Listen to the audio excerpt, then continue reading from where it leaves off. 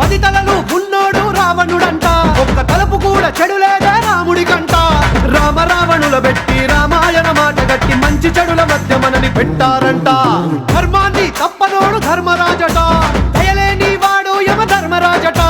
వీడి బాట నడవకుంటే వాడి వేటు తప్పదంటూ ఈ బతుకును నాటకంగా ఆడిస్తున్నారంట. రంగా రంగా రంగస్థలాన ఆడడానికంటే ముందు సాధనంటూ చెయ్యలేని ఆట బొమ్మలవు అంట. మనమంతా తోలు బొమ్మలవు అంట.